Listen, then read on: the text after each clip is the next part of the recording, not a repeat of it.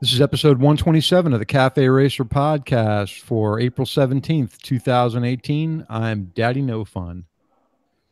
And I'm Doug. I'm Jeds. And I'm Steve, the other one. All right. We got them all, man. Look at that. All right. Who's going to sing? Which one of you guys is going to sing the music? Jeds, are you going to do that? No, I'm good, man. I don't want to ruin it. Okay, guys, we're back. So here's what we got going on tonight. We have a little roundup from our Slack crew, from the Patreon supporters. And I'm going to first thank you guys for supporting us. Every penny that you guys support on Patreon helps us with the show. And tonight, we don't really have any special topic, but the one thing I wanted to talk about was one of our listeners, Steve, who goes by Special Case 1987. Is that what it is? Yeah. On Instagram, is in the process of doing a bike build. And if you're on Instagram, you have to see this bike. So check out Special Case 1987. We'll talk about it in a minute. And I just wanted to say, I haven't been on a motorcycle in so long, I forgot how to spell motorcycle. That's sad.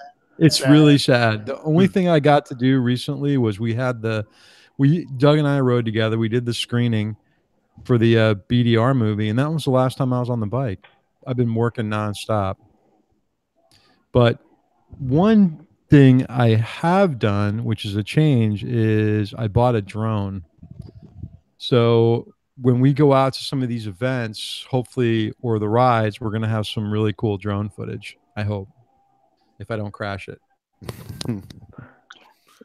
So welcome to the wonderful world of model aeronautics, Steve. Yeah, I sent Doug a text and said I joined the AMA and not the motorcycle one. For those of you who are listening that don't own a drone and you're thinking about getting one, the reality is there is nowhere to fly them.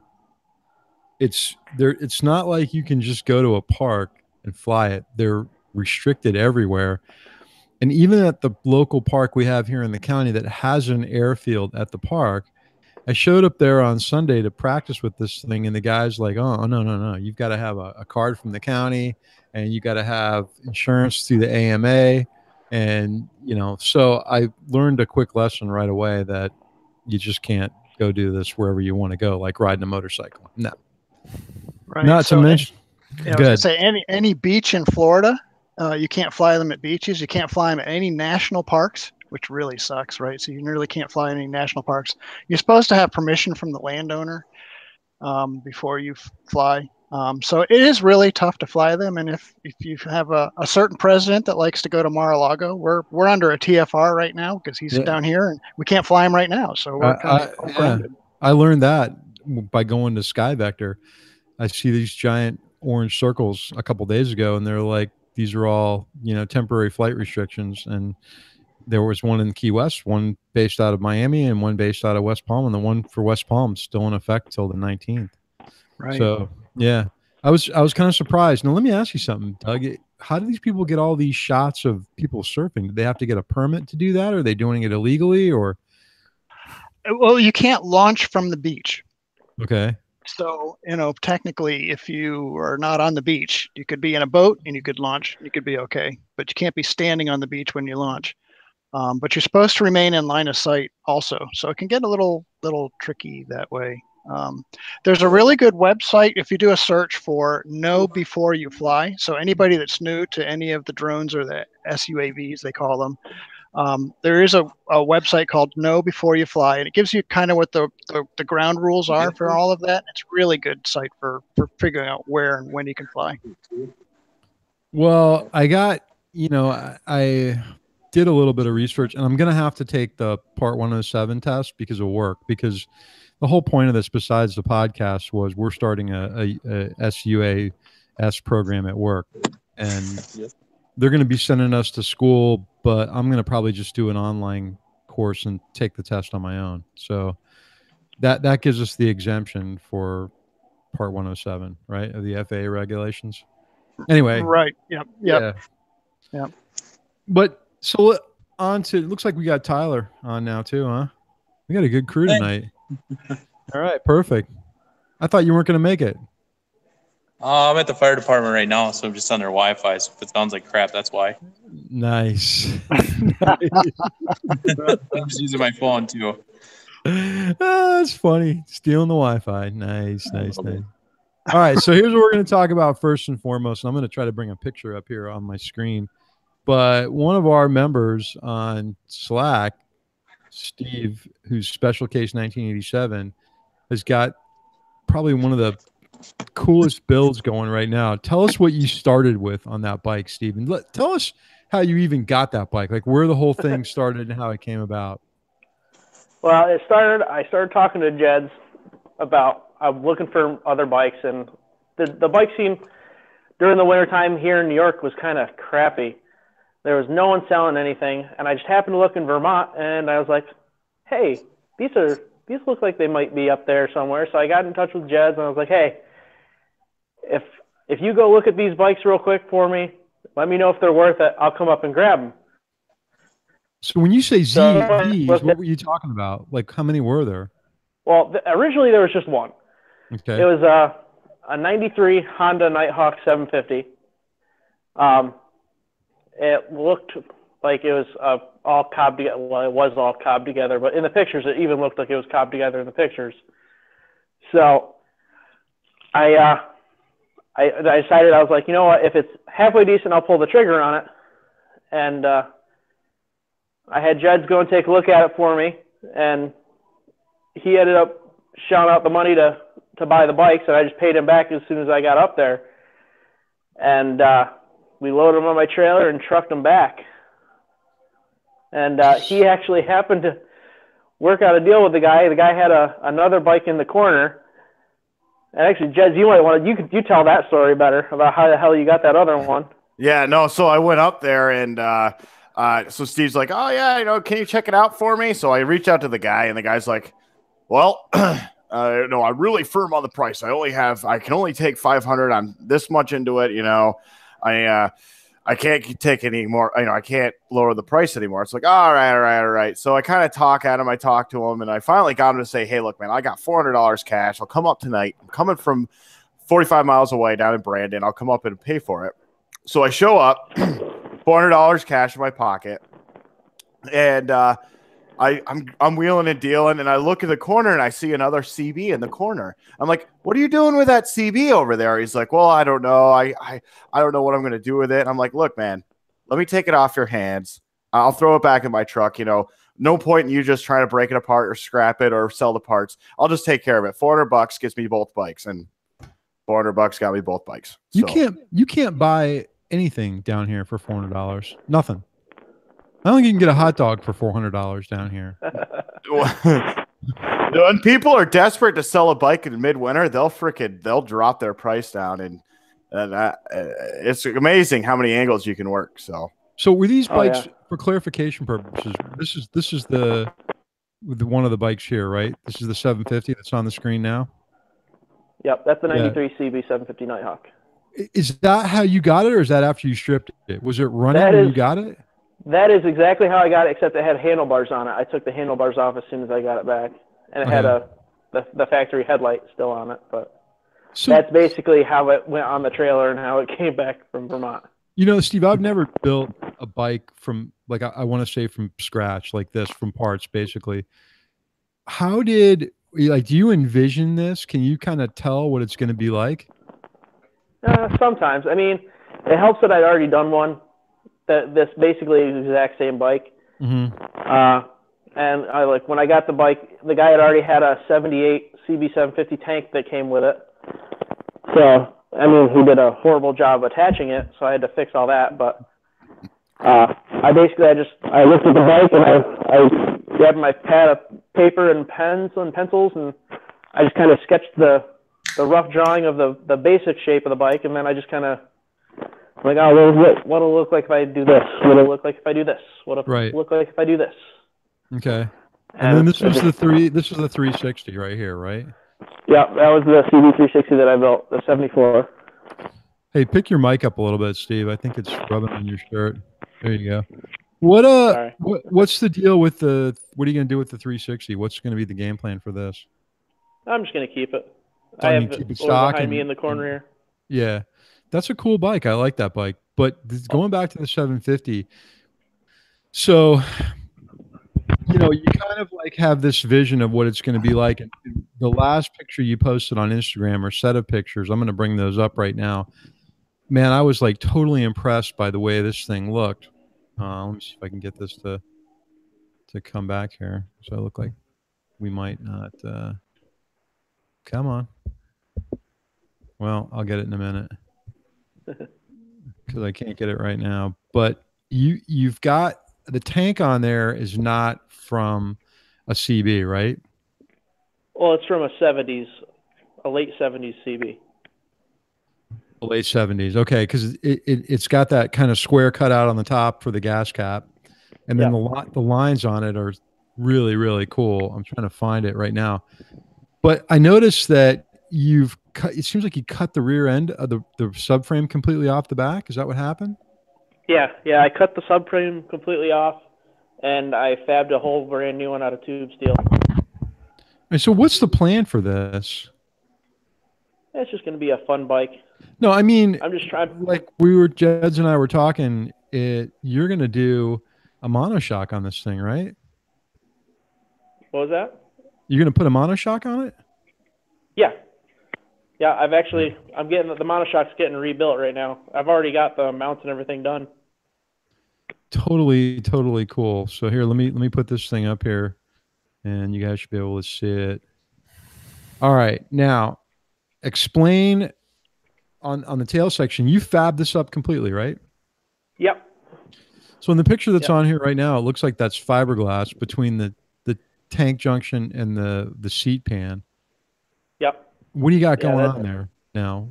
Explain what that is going to be the cover for all the electronics and wiring. There's actually underneath that there's a tray where the battery goes and all the wiring and everything is going to go inside there. I still have to add a little bit more fiberglass to it. It's still not strong enough yet. I actually have that on the back bench over here. But that's essentially just the seat is gonna etch to that once I get around to building the pan for the seat. I got to tell you, man, that the lines on that tank flowing into the seat and into that tail section, just the way it sits right now, that's one of the coolest looking tank to seat junction that I've seen in a long time. I think the lines on that tank look better than modern tanks right now. And that's late 70s. Oh yeah. It looks, I think the old tanks look way better than half the new ones that are out there. So if you want to check out what we're talking about and you're listening to this on iTunes, go to Instagram, Special Case, all one word, 1987, and follow Steve's progress on this bike because it looks really cool. And I can see you've cut off the subframe. You welded in a shorter subframe, right? Yeah. And where's the monoshock going to attach? Right above the swing arm? Yeah, it attaches to the swing arm and right underneath the rear of the tank. So if you were to pull off the tank and pull off the thing, you'd see the monoshock mount right there. Did you have to weld the tab in for that? Yeah. Okay. I had some steel lying around. So, stupid question from not ever done this myself. How do you know this is going to work? Like be rideable? I don't. Just trial and error. If it doesn't work, I try something else. Hey, I do a lot of research also before I do something, and I know monoshocks from watching. I watched the TV show Wrench Against the Machine when it was on, and I know a couple of the teams had done monoshock conversions, and one team had a really easy job, real easy time doing it, and the other one didn't. It's all about the spring weight of the weight of the spring. So I happened to be at a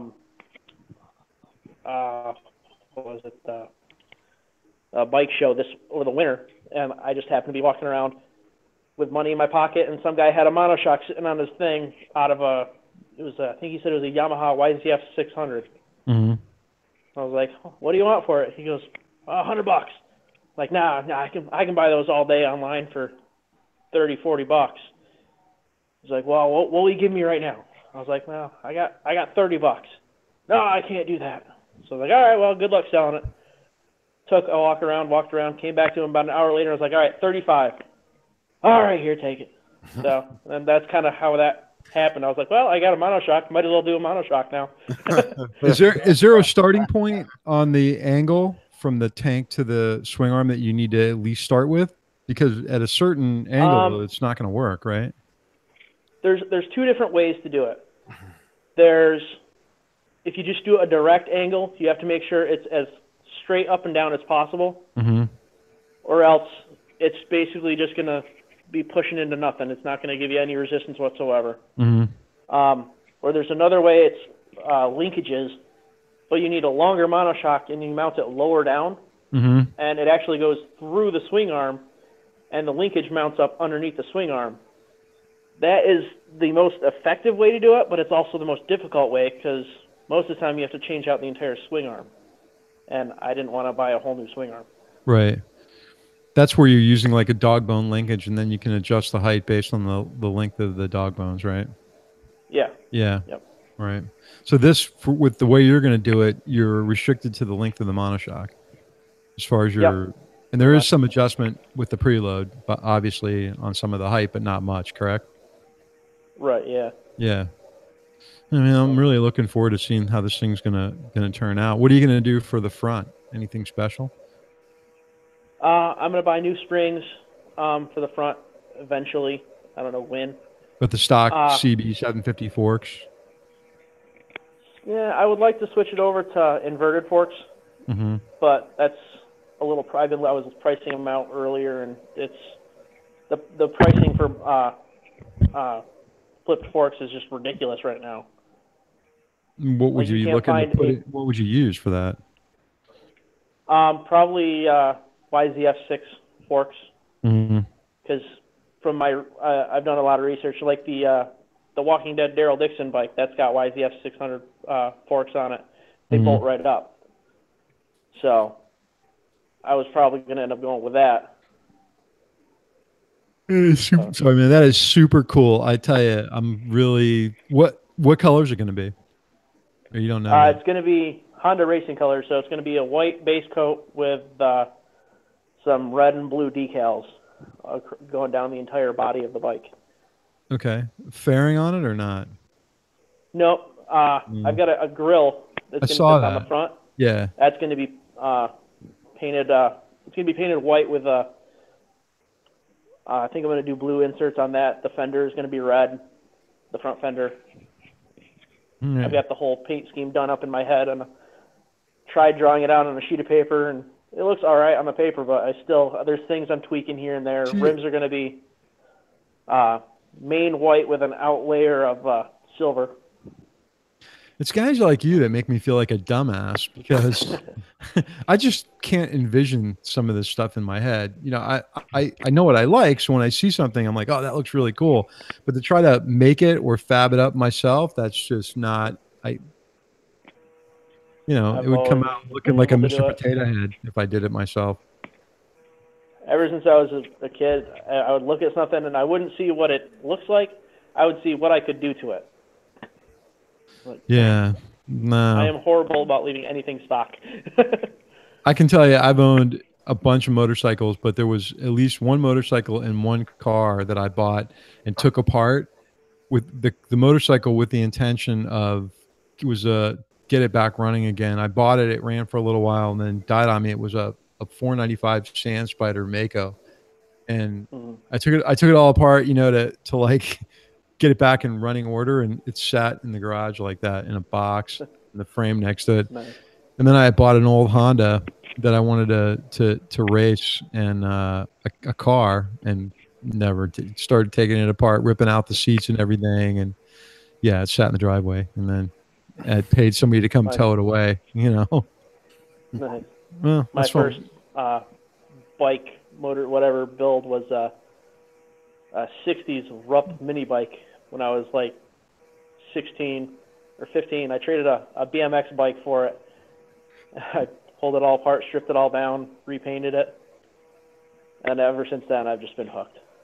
Yeah, well, it's cool. I mean, I like, and I know that we talk about the whole build not bought thing, and it for the guys that can do it, I'm glad you guys do it because you produce some really cool stuff. And I know like Jed's, he this guy buys and sells motorcycle like every week. He's got something different. So the cool thing about that is you build something up, you ride it for a while, you like it, and somebody else gets to enjoy it, you know?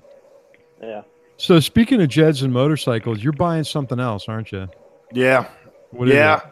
Yeah. I'm getting a 2018 Triumph Bonneville T120. Awesome.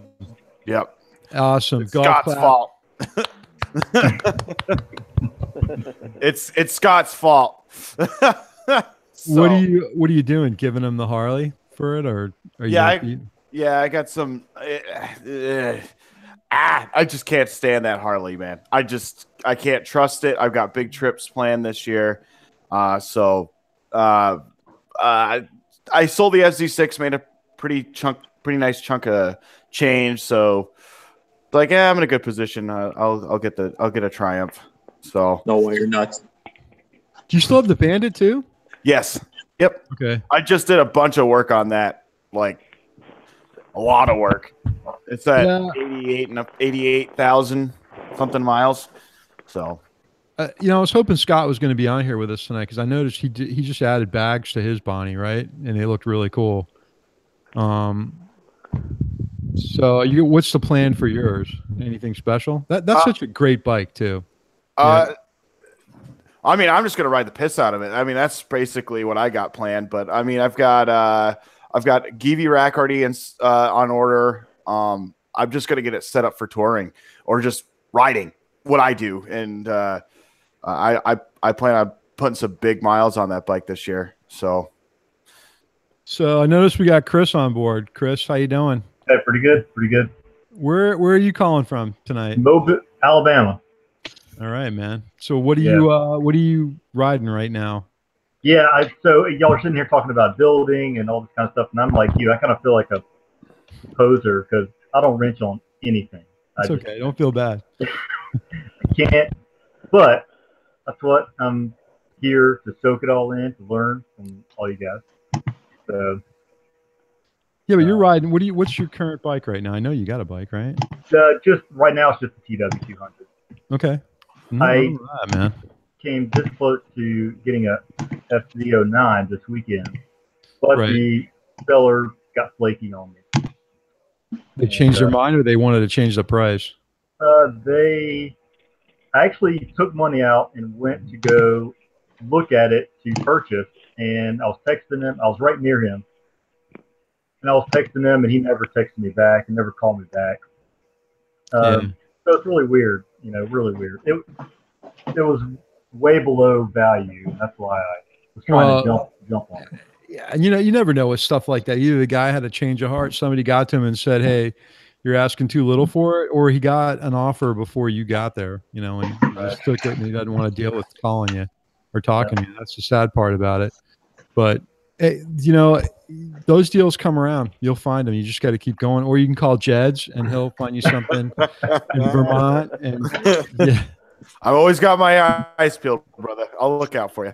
The thing is too, like the Harley Jed's. If I would have had a stable, which one of you guys is knocking around? That's got to be Jess making all that noise. Sorry. I'm turning off your mic, Jess, because you're just. Thanks. I like that bike. I thought it was kind of cool. I liked riding it. I know you couldn't stand it, but it's cool, man. Like, yeah, it's got the cool factor, and it's you get on it, it just shakes the shit out of you, and then you gun it, and it's like makes all this noise, but really doesn't go anywhere. But it's cool.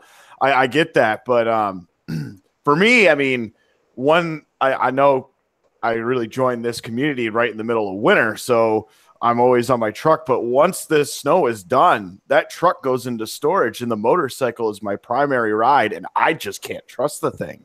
I just can't trust it. I mean, it's funny. Did you see the video that Doug and Scott put up on Eamon Moto from the test ride that Doug and I did on the Goldwing when you come speeding by? God. Yeah. Oh yeah. So, I mean, every time I think about that, I laugh because I hear this god awful noise. Like, oh yeah, I'm talking to Doug in the car. I'm like, what the hell is that? And it's like, bah, bah, bah. All of a sudden, Jeds comes speeding by with it's hilarious. But yeah, I rode the bike. And that's a bike I've always liked by the way it looked. But that would be like a Friday night going out to the club meet bike, and that's about it. It's not going to be commuting or. Oh, dude, when I was slabbing back from Fort Lauderdale, I wanted to shoot myself. It was just. Oh, plus it ran out of gas on the way back from Fort Lauderdale back to Daytona, so I pushed the freaking thing loaded with gear and stuff. So, I mean, that also pissed me off. But I don't know. It's just, I don't know. I went to the Harley dealer. They promised me one thing, and they delivered a completely different thing. And what do you mean by that? I don't understand. Well, okay, so like when I bought my street rod, they promised me it was this bike that was comparable to Japanese bikes, which it never was. And then when I went back and I had my issues with the bike, they promised that the XR 1200 would do everything that I needed to do because it was a Sportster, and Sportsters are great and reliable, and the motors are phenomenal, and I really liked the bike right off the bat, and I think I got drawn into that cool factor too.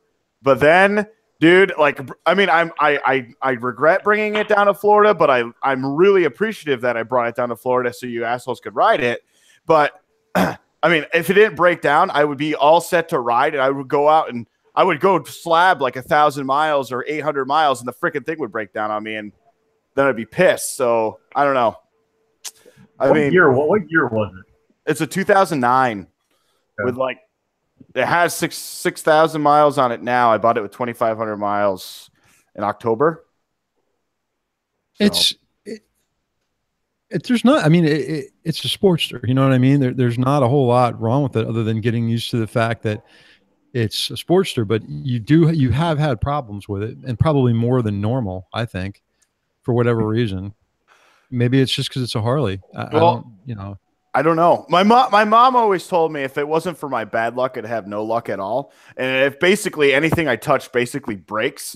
So that's probably why I've put so many miles on like Suzuki's and Yamahas and Kawasaki's and such, just because they don't break. And I'm kind of doing a gamble again with a Triumph, but I don't know. I rode Scotty's bike, and I'm just like in love, and I think about that bike all the time. So such a nice bike. When you guys were having a conversation about Royal Enfields on Slack the other day, I was thinking about the experience I had riding the Continental GT, which was like you with the Harley. You really wanted to like it. When that bike first came out and I saw it at Barber, I was like in love, and I was like, I'm going to buy one of these. This is the coolest little bike I've ever seen, until I rode it. And probably the one that I rode wasn't set up completely right, because it had way too much vibration for any motorcycle. But I've heard like some of the guys that I knew that had them say, well, mine doesn't vibrate that much. And they're also like, but it still vibrates, and it's right. Not great. It's not super stable. It doesn't have much top end on it. I only lose like 2 bolts per ride or whatever. Yeah. I don't know, man. There's just something to be said about getting, especially when you've got to depend on it, and it's a commuter, and you're going to spend, the majority of your riding time on it, getting something dependable. It doesn't have to be new; it just has to be dependable. So it could be, one of a UJM that's a few years old from one of the top major manufacturers, and just something that's been taken care of, and they continue to take care of it. Well, I mean, that's what my go-to right now is, Steve, is I'm running the Bandit. It's got 88,400 miles, almost 500 miles on it now. And freaking thing just starts right up and will just blast miles. It's fast as hell. Not as fast as it used to be, but who cares, and it just runs. Right. And same with the TU 250X right now with the weather. I get on that. It's ice, snow, whatever. Well, I try not to ride in the too much ice, but that thing is just stone cold reliable. It's basically a DR motor and a standard bike. What's funny is I've never heard anybody bitch about a TU 250. You can't. Yeah. They're just such great, dependable motorcycles. It was like my V-Strom. That thing just ran and ran and ran, never had a problem with it. Mm-hmm. It just takes a beating and just keeps going. For how many hours straight I've run that thing wide open throttle, and it's never ever broken down ever. Yeah, and look at Scott commuted on his every day. He did some like 5-hour trips on it. He like rode through a hurricane on that thing. Yeah. Yeah. Crazy bastard. So, Chris, what's on your radar? Like, what if you had a bucket list for bikes? What would you buy? I really would like to try the FJ09. Mm-hmm. They're really hard. Well, first of all, I don't buy anything new except socks and underwear. That's my life. I don't buy anything new. I don't even buy underwear new. I get mine used. Well, that's just gross. Come on. So I had a Sportster about a year and a half ago. It was 2012, and I just ended up not liking it. The reason I think I bought it was because Harley let me rent one. We went on a big trip, and that says a lot when you can rent something. It's so hard to find demo days around here, or try to find stuff that you could do a demo ride on. So Harley is good about that, where they let you get in the door, take it out for a ride as long as you want to. And it kind of got me in the door to a Sportster. But in the end, I ended up not liking it. Too slow, just not enough juice for me. And so right now, I really want a triple. I don't know why, but I just want a triple. Chris, what size was that Sportster? It was a 1200. Yeah. What model was it, Chris? You remember? It was the 1200C, just the basic custom, I think is what it's called. Yeah, the forward controls, right? Yeah. On the C, yeah. And after about 30 minutes, I had to get off of it. It was Right. uncomfortable. No, So that was a mistake, but I learned from it. Yeah, like I said, the Sportster models are Friday night bike. Go to the bike show and hang out with your buddies, and that's about it. You're not going to put a lot of miles on them. And I rode an Ultra Classic, a buddy of mine's once, but even that bike, it vibrated too much. It was hot. Compared to the Goldwing that Doug and I rode, it's just not my cup of tea. I know there's guys that have done cross countries on Ultra Classics, Ultra Glides, Road Glides, Street Glides. They love those bikes. It's just it's not for me. I'd either be on a big adventure bike like I am now, or it would be, like a K1600 GTL or a Goldwing. You said your that Goldwing was a lot like your ST, right, Steve? Yeah, it reminded me a lot of the ST. It was more fun to ride than the ST. The ST is kind of boring, but it had the power like the ST had. It was fast acceleration. You put it in sport mode and the thing took off. Even in the normal mode, it accelerated really nice. The only thing that would take some getting used to for me is physically, believe it or not, the bike felt kind of small. It felt smaller than being on my KTM. When I had my feet on the pegs, I kind of felt like they were a little high. My knees were a little high.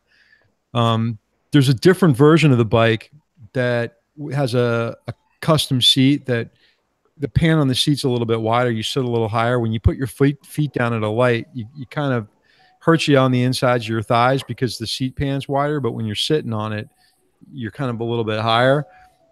Super nice bike.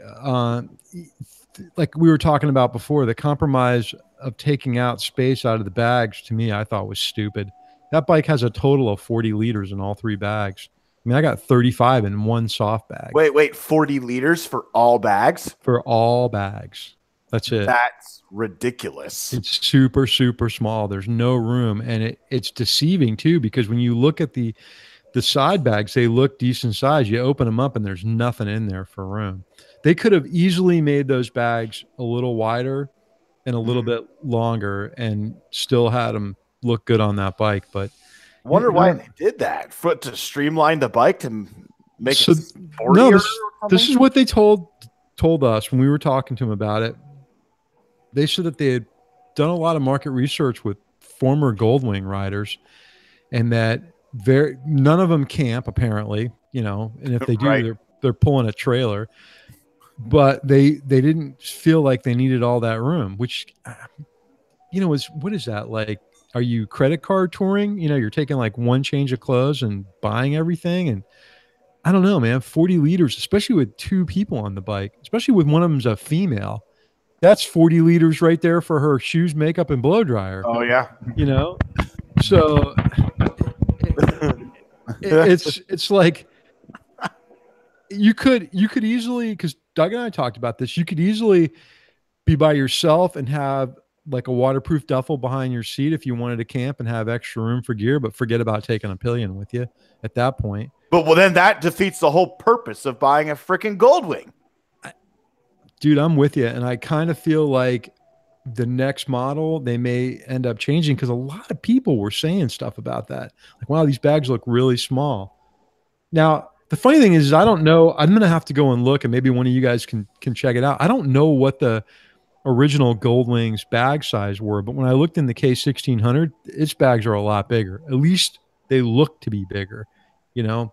Hey, when I had the V-Strom, I had GV 41 liters on each side and a 53 liter in the back, you know, that, and I could camp out of that, but I still had to have, you know, like a duffel for tents and stuff, like, you know, it's the KTM's got a 35 on one side, a 25 on the other side, and then either a 40 or a 60 on the back, depending on what bag I take with me. The 60 is just really ridiculously large, but if I'm going to take a big tent like the Red Vers, then I take that bag. But, you know, 40 liters total, man, that is nothing. That's one bag for most bikes on the side. A 98 Goldwing, I just looked up a 98 Goldwing, had a total storage space of 147 liters with a 61 liter top case and 40 liter side bags per bag. I'm amazed that they took out 100. I can't. That's what it says. I'm not sure if that's correct or not, but. All right, so maybe they made a mistake. Let me check the 2018 Goldwing storage space and see what it says. I have a top case. It's a 47 liter. That's one bag. So yeah, I mean, mine was a 53 liter. Yeah. Okay, so they're saying. Okay, now I'm looking at Cycle World is saying that total storage on this bike's 110 liters. Okay, so 37 liters less. That's still a lot. 40 liters that's a 40 liter. That's a friggin' full size Givi bag. Right.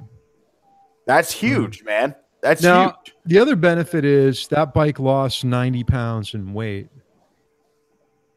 That's a lot. Yeah, I mean, I guess it's good for riding, and I mean, if you're gonna strip it down and ride, that's great. But Jesus, what the hell are you buying a $20,000 touring bike and you can't freaking tour on it? No, you're right. You're absolutely right. 20,000. Hey, man, the one with the airbag in it was $32,000. What? Yeah, the airbag model of it's $32,000. That's the special edition with the black and red paint. 20. You can't get into the base model for, I don't think, 20. It's probably like 24 or 25. So you're in the same money now as a K1600 GTL as a base K1600. Mm-hmm. I may seriously consider that bike over the Goldwing. The Goldwing's just, you know, it's way better looking than the last version of it. It's sporty looking. The DCT works. I was really impressed, but I don't know, man. Just it's smaller. I watched the dyno results. You know that thing only puts out 97 horsepower to the wheel? Yeah, really. I thought it did more than that. Nope. At the wheel, it is 97 to the wheel, max horsepower. So what's the rated, like 130 or something? But like the torque is like a complete flat line. I can't remember what it was. I think it's like over 100 foot-pounds of torque, but it's got a lot of torque. But hey, Jez, let me ask you something. You think the tire profile affects a dyno run? Like, do you think that if you go to a dyno run with knobbies on it, it's going to change what you're going to get? I mean, that's a good question. I'm not really sure. I know your tire mass will affect your dyno run because the larger the tire or the heavier the tire, or is going to be that parasitic loss on rotating mass. So that will contribute to lower horsepower rating. But I'm not sure if a knobby will or not, because I'm not sure if you would skip on the drum or not. I'm not 100% on that. Yeah, I can't answer that with confidence. I want to get the KTM dyno because that dealership near me's got a dyno in-house. It's really cool. They got an in-ground dyno, so you don't even drive up on it. It's just sitting in the floor of the shop. I bet that thing puts out 135, 140 to the whole wheel, no problem. I'm thinking 130 because when a buddy of mine had the Super Duke, so it's the same motor, and he had like some of the same mods I had. So he had the airbox done. He had the mass air sensors taken out, but he had an exhaust, and he did 158. And his bike was reflashed at the factory by KTM, at the dealership, and he did 158 at the rear wheel. 158 on a twin? Yeah. That's stupid. Yeah. But I mean, your bike is fast. So I personally, I'm just curious. I want to know, what the loss is from the motor to the rear wheel, Generally, it's anywhere from 12 to 15%, depending on your drivetrain type.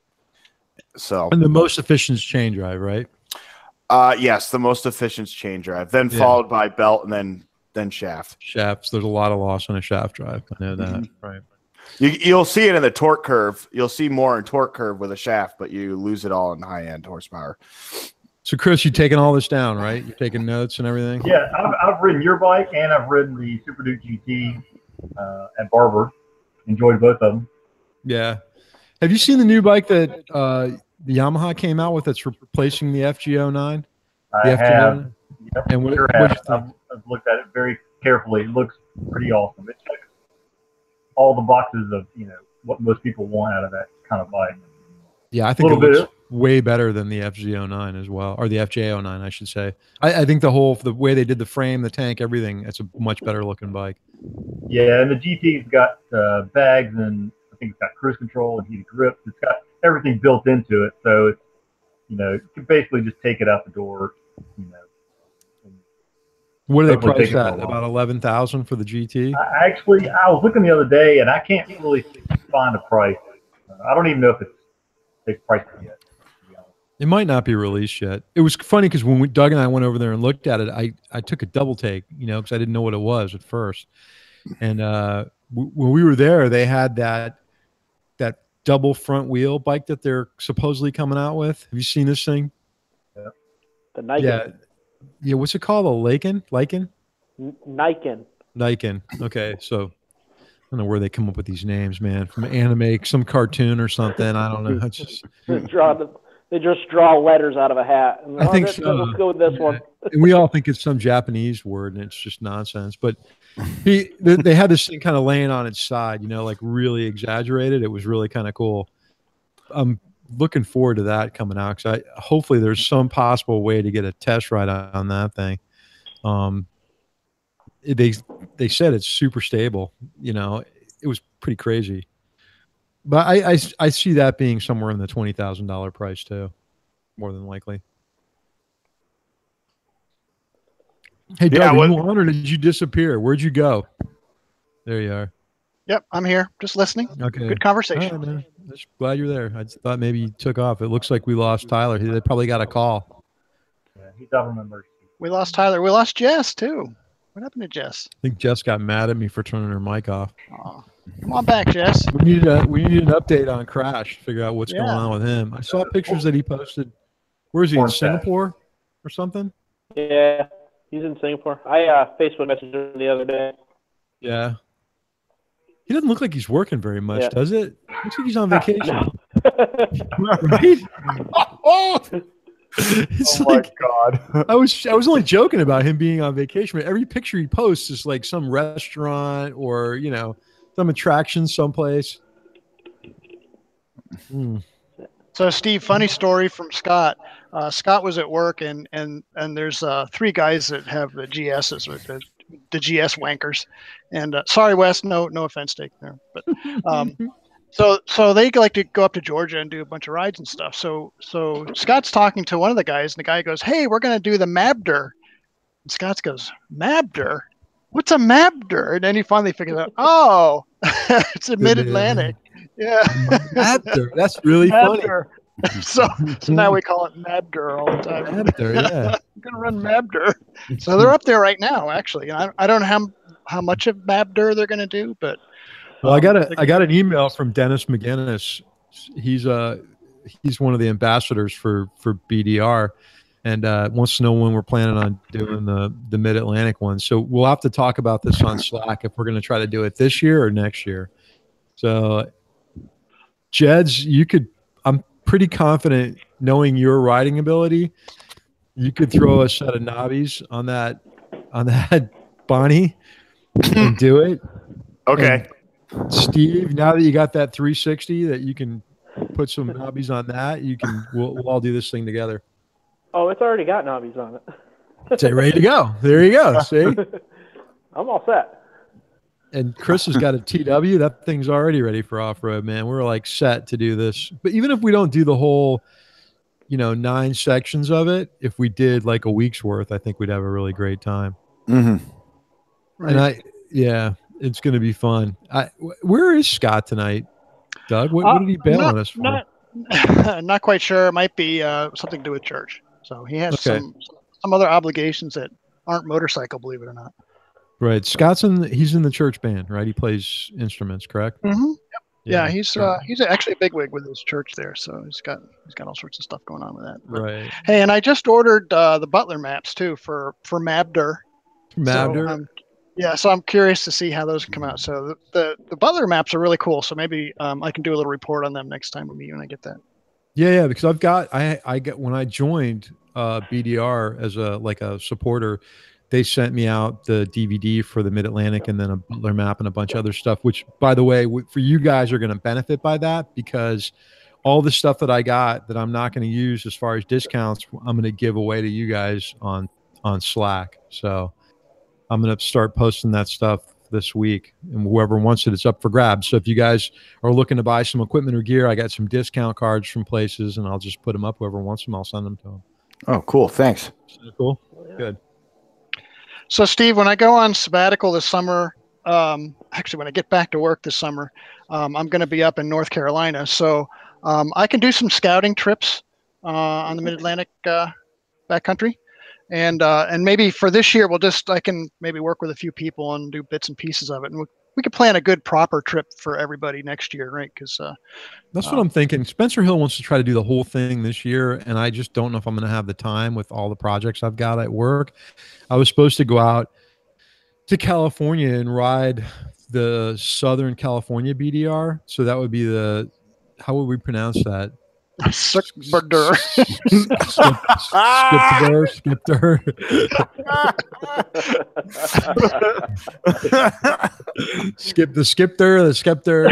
Anyway, the logistics of that would be shipping my bike out there and then riding that, and then he wants to drive from there up to Seattle, leave my bike in Seattle, fly back out for the Tour Tech rally.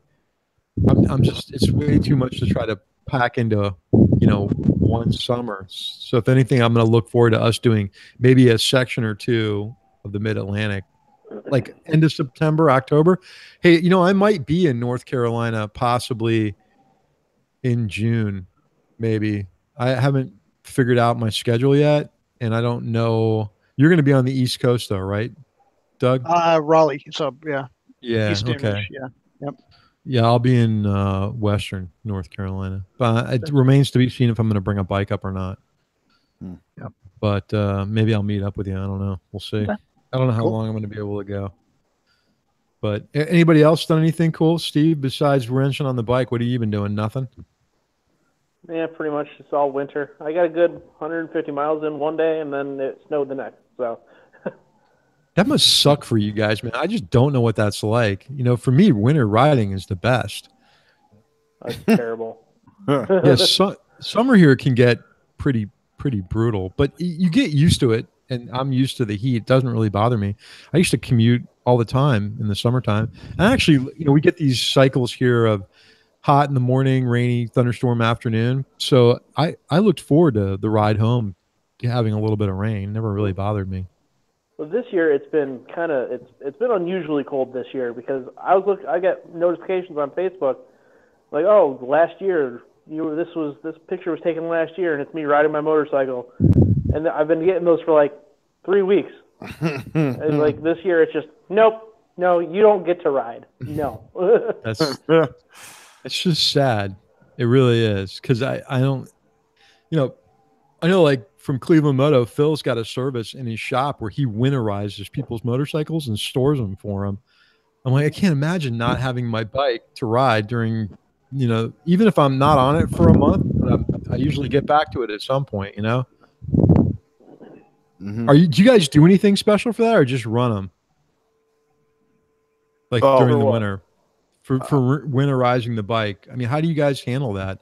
Does the bike you just empty the fuel out of it and let it sit there, or do you do something? I completely filled the tank, and then I put stable fuel stabilizer in it. Okay. I second that too. No, I second that with Steve. Stabilizer, fill a tank, put it on the trickle charger. And that's it. And it just sits there I jump the trickle charger around from bike to bike. And what's it like? 3-4 months that you're not touching it, or less than that?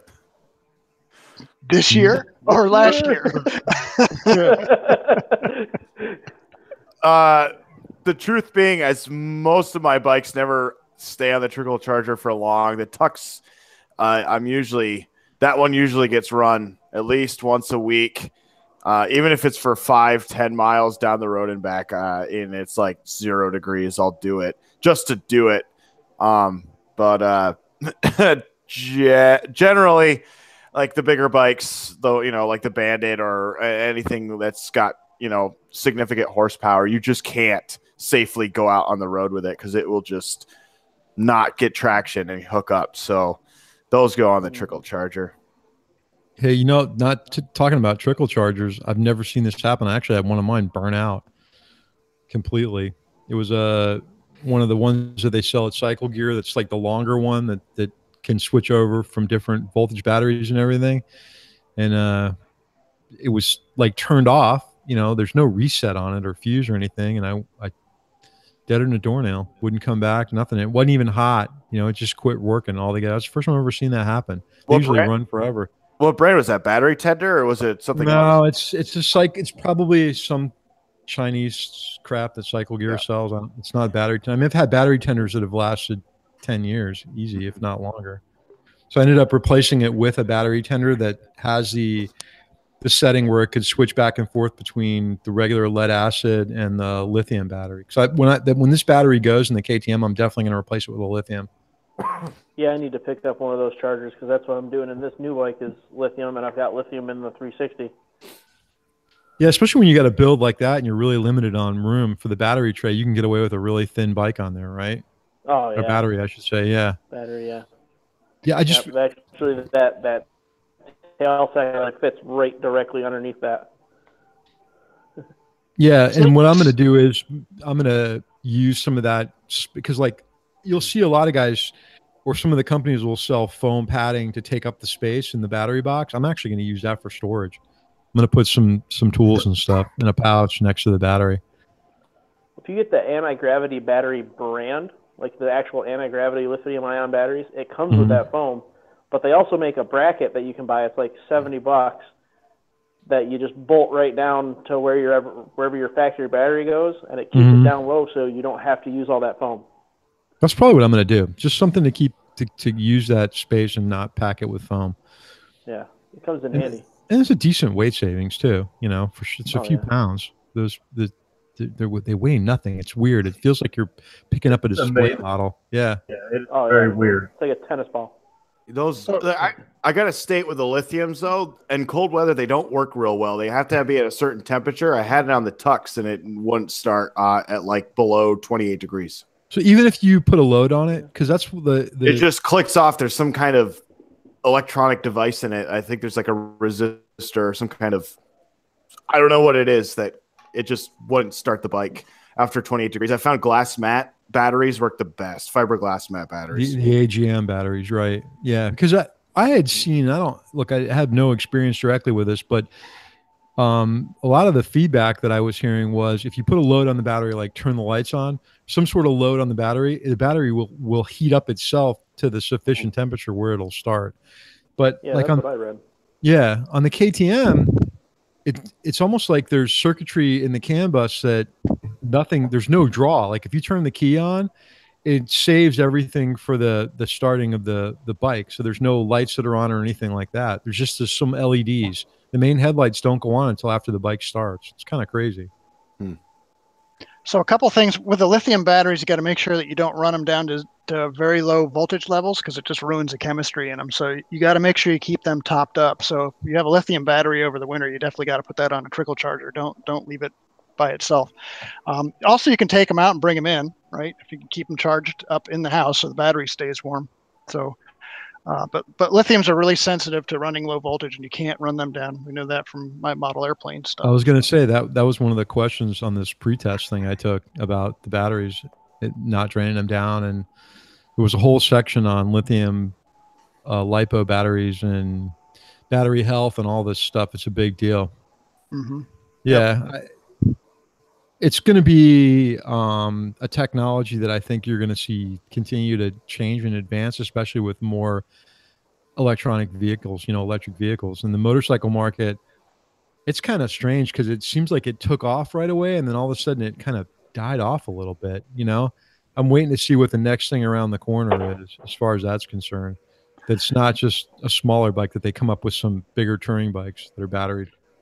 Yeah, I think they just need to get the mileage up on them, right? You get an electric bike that can reliably do 100 miles, right, and then recharge quickly. I think that's probably what they're trying to get to, and that's going to be the next generation lithiums that come out. And Elon Musk is the head of all that, right? So we're going to see some really, really high energy lithium products coming out in the pretty near future, actually. You see more and more charging stations now. I would definitely be keen on an electric bike for a commute. But now I'm not 100% sure. Are the charging stations free, or do you like stick a credit card in there and buy the time? How does it work? Have you ever seen one? The ones I've seen at the mall here, you actually have to swipe your credit card, and I don't know how much it charges or to charge it, or how it works, because obviously I've never plugged into one. But all of them, you see the little credit card swipe part on it. Right.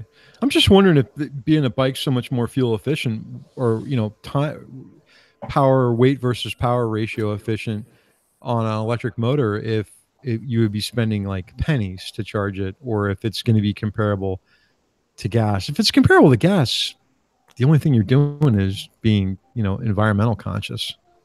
But somebody's got to generate that power. So, well, you got to think of it as to how much does electricity cost to your house. Because I listened to all the podcasts, and I was listening to Cleveland Motor the other day, and they were talking about it. And they were saying that you can get two different types of chargers. You can get a 110 or a 220. Well, if you get the 220, then obviously you're going to have to put that service in your garage somehow. And you're going to pay. I have a buddy that's an electrician, and you'll pay out the butt to get that put in.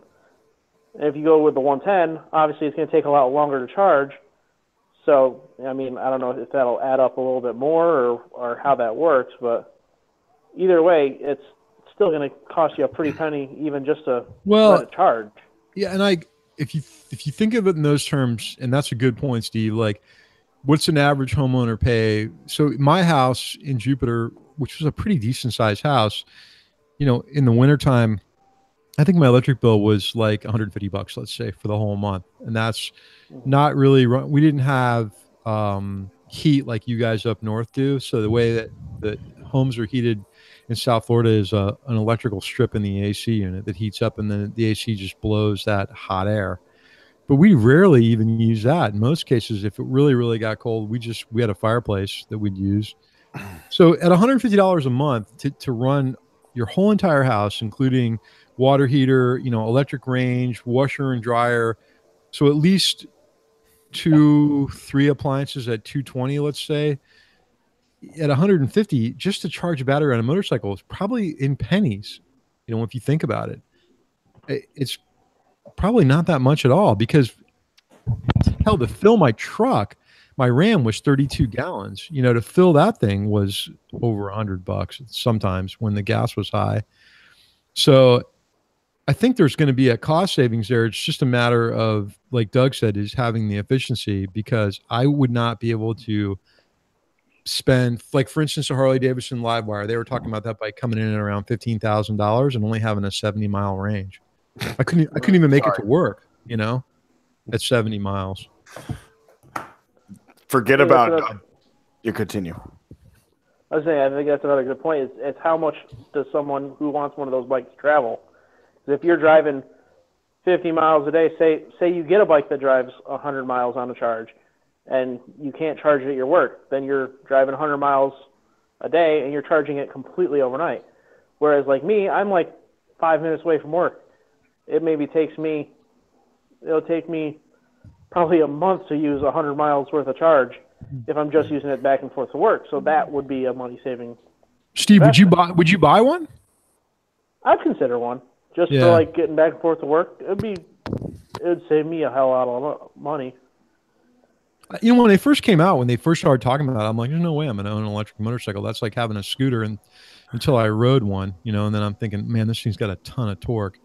You know, it's like all torque instantly, and it's fun to ride, and it's just there's no visceral, you know, motor, which no sound. No sound, no motor. It's kind of an odd thing. And they talked about how they were going to add sound to some of them because they were worried about pedestrians getting hit and stuff like that. So they were going to add, like, you know, the potato sound of a Harley to the thing.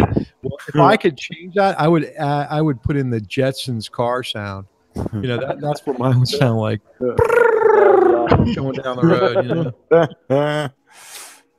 Hey, Steve, we were talking about gas stabilizer, and it's definitely more important these days with the ethanol that's in the fuel. I mean, nationally, everybody's at least E10, right? So 10% ethanol. I had read on the MSTR, the Motorcycle Sport Touring Association's having their national event, their star event up in Wisconsin this summer.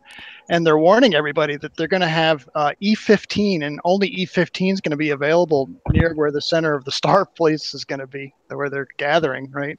And that people need to be aware of that and maybe have something to add to the fuel when they get up there. So interesting in this ethanol creep that we're getting. It's really a lot of motorcycles. Yeah, and I think it's ridiculous. I think it's and you guys can differ with me. Tell me I'm wrong, but I think it's a complete waste of crops, and there's no value. I mean, I know alcohol is very efficient to burn, but unless the vehicle is set up for that, like I can't tell you how many lawn tools I lost because not really thinking about it and having E10 in the gas. My chainsaw, every bit of plastic inside the fuel system dried up. You know, alcohol is anhydrous. It pulls water out of things. So it's a polar solvent. And I mean, you're right. It's a waste of crop. They say if you fill a pickup truck like mine, that's like 35 gallons. Mm-hmm. The amount of ethanol, if you fill that full of ethanol, you could feed a family for like 6 months on the food. Yeah, it's totally ineffective and inefficient and a waste of our land mass, where we're already, you know, seeing like feeding the feed, or the animals that we have to feed for food. Why the hell are we converting all this land mass to pointless fuel that's destroying our engines? Is it a ploy by the automotive and the motorcycle companies to keep us buying new machines? Well, it's not. I don't know. No, I don't think that's the case, and it's definitely not a ploy. You know, the motorcycle industry is not happy about it because there aren't any motorcycles that come from the factory that are E85 ready, and E15 is, you know, it's half as much worse than E10 is. You're adding more ethanol. It's going to cause more damage over the long term. If the way it's been explained to me, and I know Phil Waters has talked about this on Cleveland Moto, but when you run the fuel out of the motorcycle, like when you continuously have fuel running through the system, the chances of damage are less. But in stuff like lawn tools, I lost a chainsaw. I lost, you know, a string trimmer. And some of these companies, they don't even repair them. Like my McCullough chainsaw, they were like, "No, we don't even. Forget it. Go buy another one." I'm like, "Are you kidding me? You know, that's a $300 chainsaw." Mm-hmm. So I've had it for a year, and it sat in the shed, and everything dried out of it. I don't think it's a ploy, certainly by the manufacturers, to keep buying more vehicles, because there are companies that come out with flex fuel vehicles that will run E85 in them. Mm-hmm. I just think it's the energy, you know, it's the environmental, and we're probably going to get a bunch of nasty grams over this, but I think it's going the wrong direction. I try to buy rec fuel as much as I can in the bikes, and if I'm not buying rec fuel, I put StarTron in everything. And it's funny that you brought that up, Doug, because I know that, you know, Greg Dornow, the owner of Starbright, had a conversation with Jim's wife, Diane, who's, you know, Diane puts together the whole Star rally for MSTA. And I think Greg's going to be, you know, a big sponsor of that. So you'll probably see a lot of StarTron products at that at that rally this summer, especially in light of the fact that you can't get rec fuel there. I mean, the only thing available is E15. It's completely ridiculous. Right. I don't know. Yeah, If you up guys, here we do you have- guys try to oh, use fast rec fuel? tracks. Yeah. Up here, the fast tracks, we actually have non-ethanol fuel, and it's actually on its own line, so it's not like a lot of other places where it's got the ethanol fuel, but you still get like a gallon or however much it is of the regular fuel. You actually have it actually has its own line, so you're getting straight non-ethanol fuel. Yeah, well, that's what most of the gas stations here that carry, and they call it here rec fuel, recreational fuel. So it's 90 octane. There's a separate pump for that. It's not an inline system like in the regular unleaded pump, but it's a lot more money. It's not It's not the cheap. price of premium. Yeah, if not more at some gas stations. I know the gas station out where I used to live at Jupiter Farms, they were getting close to $4 a gallon, if not more than $4 a gallon for that. It's like buying aviation fuel. It's getting to be that price. And I know a bunch of guys that buy that, like 100 octane avgas, but there's no ethanol in avgas, right? There's no ethanol in avgas. Nope. Yeah. There is unleaded avgas now. That used to be leaded, but now you can get unleaded avgas. In fact, the FAA is switching over everybody to eventually to be all unleaded. So you can get in like that, where the Club Shell is too. They sell race fuel there. Mm-hmm. And I think the lowest octane maybe 97 maybe. There's it's a 97 unleaded that they sell. Yeah, but that's like $60 I think for 5 gallons, right? Yeah, it's really, really, really expensive. Yep. Yeah. But that's what Dan was buying in his vintage bikes. He was just putting that thing, or when they were doing the racing, they were using that, not only that. Mm-hmm. I don't know. I try, if I can find rec fuel, I'll put it in the bike. But then other than that, I'm running premium just because, the compression ratio on the KTM is like 13-1.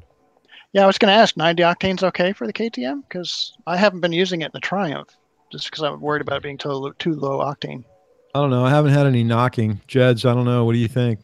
It's no, it runs like a freaking rocket ship. No. Let me rephrase that. It runs like the freaking Enterprise. Warp 9 engage. It hasn't. I haven't had a problem with it. It hasn't really knocked. But then again, I haven't had a steady diet of 90 octane either. I just use it when I can to avoid the ethanol.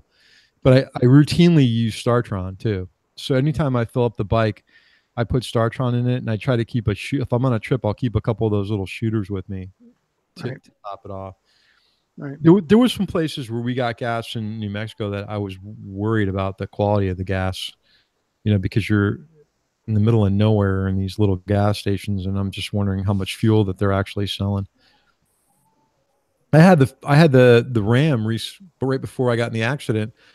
Had to replace the fuel pump and all kinds of stuff because I stopped at it. We had a really bad rain. I stopped at a gas station off of US 1 here, got gas, and then the truck started running horribly. So I figured it has to be water in the tank, from all the rain. So I stopped and I got a container of Seafoam. The guy's telling me at the Pep Boys, wherever I was at, oh yeah, put this in here. That'll take care of any water in your fuel tank. Well, I put the Seafoam in, the truck wouldn't run. So I had to have it towed to my buddy's shop, and he called me and goes, "You got to come see what's in your tank." And the Seafoam, somehow or another, had congealed into some sort of gel. Yep. And bogged everything up. He had to drop the tank, pull the fuel pump out, replace the fuel pump, and that's just from having crap gas, Well, one of the big active ingredients in Seafoam is ethanol. They don't tell you that. Oh, really? Wonderful. Yep. So that's what they're using to absorb the water then, right? Correct. Yeah. You want to get something like it's called like, was it, Steve, what did they sell up here? Dry gas? Is that what it is? That yellow bottle stuff? Dry gas, yeah. Yep. But dry gas has got alcohol in it too, doesn't it? I don't know. Not the same kind, I don't think. Okay. It doesn't gel like ethanol does. That was horrendous how bad that stuff got solid, in the tank. It was really bad. I mean, it clogged the fuel pump completely up. But before that, it happened. Before I added that, the truck would run, badly, but it was running. Put that in there, and that was it. It was done. So I don't know, man. I the whole thing about the environment versus us having our fossil fuel run toys. I'm just worried at some point it's going to be, well, we've got an electric motorcycle available and you're effing up the environment by having this really cool vintage motorcycle with, burning diesel. Like, you can tell us we can't have it anymore. So that's the other reason why I'm kind of keen on at least looking at the technology for electric motorcycles, thinking that at some point it's going to be where everything's going to go. It's just like it'd be cool to kind of build a electric bike, like a vintage styled electric bike. Like hide stuff inside a case that looks like an old motor would be kind of neat. Yeah. One of the reasons I don't like some of the bikes, like when we were at the KTM dealer, Doug and I, they had some Alta motorcycles there, and they just, when you look at that block where the motor's supposed to be, it's kind of ugly. They don't even... Think of like a two-wheel drive motorcycle, though, right? You could put a motor in the hub up front, right, and have maybe like 25% of the pull being from the front tire. You got a really cool off-road bike, two-wheel drive. I'm really surprised that hasn't happened yet, though, with the technology, because they make two-wheel drive motorcycles by like Christini and things like that, but there's a lot that goes into those. There's a lot of engineering and a lot of gears and crap. I'm thinking with electric, it'd be just simple to add, like you said, a motor in the hub. Right. I don't know if that motor would be big enough, though. Yeah, is that how the Rokon works like that? Yeah, the Rokon, it's actually got a electric motor above the front tire, and that's what spins it. Oh, there you So go. it's making contact though with the tire, right? Oh, it's got a chain in between the electric motor, and there's a giant sprocket on the front tire. Right. Now I remember because I've seen those. Right. It doesn't need to be a big motor. I mean, you're only talking you only want like 25% of the power from the front tire. You still want most of the power from the back. So you just need a little gentle tug, right? Just a little to get you on top of that sugar sand, Steve. Get you right on top of there. Why'd you have to say that? Now I'm going to have nightmares. Yeah. Now I'm going to have to get like a warm bottle before I go to bed with a nipple on it.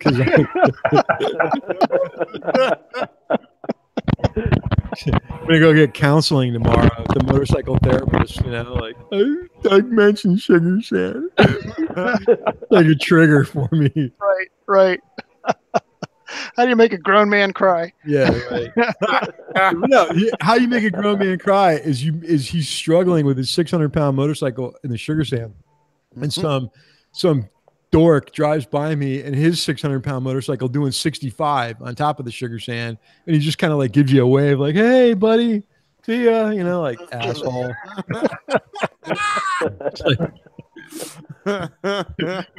When that one guy goes, yeah, I made it in like 3 hours back, I felt like saying, go fuck yourself.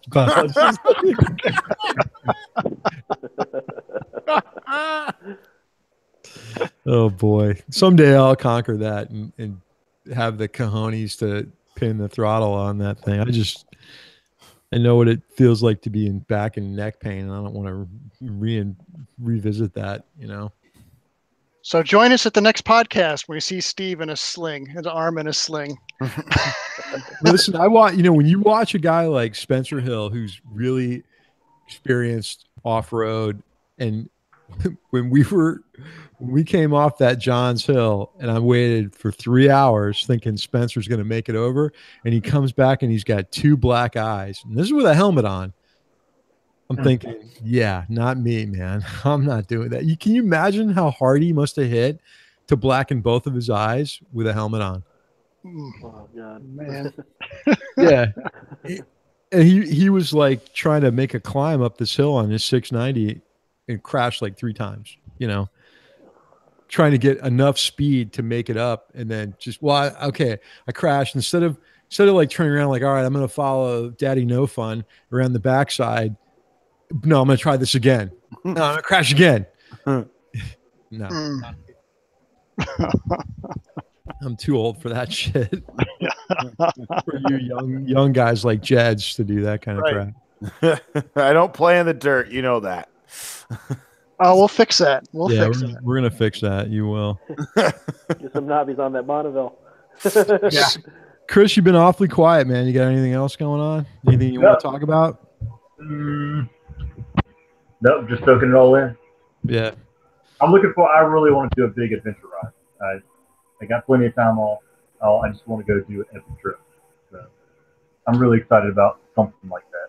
The Mid-Atlantic would be perfect for you because it's a great intro ride, you know, and there's a lot of history on that ride. And, you know, if you want to kind of see what it's like, you can actually rent the video through BDR for like a few bucks. It's not expensive at all. I think they play it on Vimeo, and it's like a 70-minute movie. You can see the whole thing of when they did the first ride on it.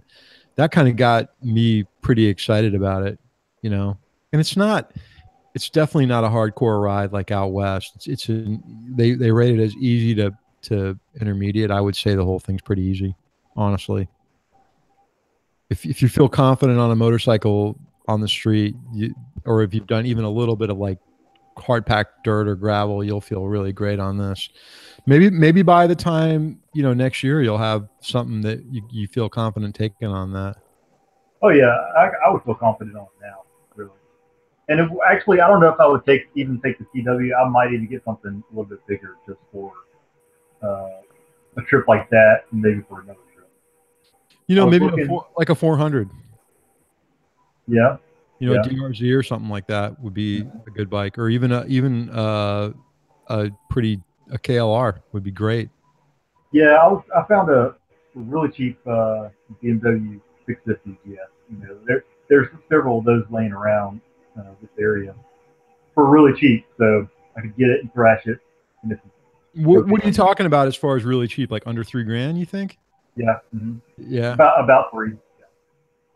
That's a good bike. You know, it'd be a great bike to take on that trip. I think one of them was a 650 GS when we saw the movie. What was Ina running, Doug? She was on a small GS, wasn't she? So a 600 or 800. I can't remember which size she had. Right. Well, it's something we're definitely going to talk about. You know, maybe we'll start talking about it in the trip planning section of Slack, because it's something I really want to do. I don't want to put it off, even if we do part of it this year. So anyway, guys, anything you want to talk about? Plug real quick. I think we're kind of out of time tonight. So if you want a really funny video on Amen Moto, get on YouTube and search for Amen Moto. That's one word, AMENMOTO.